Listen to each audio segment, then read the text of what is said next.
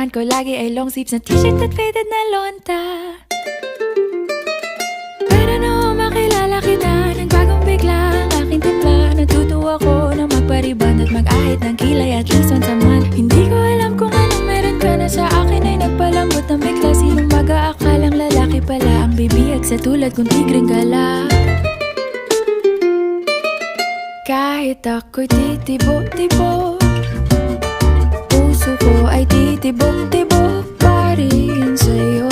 Isang halik mo lamang at ako ay tinatablan, at ang aking pagkababae ay nabubuhayan na para bang bulaklak na namumukadkad.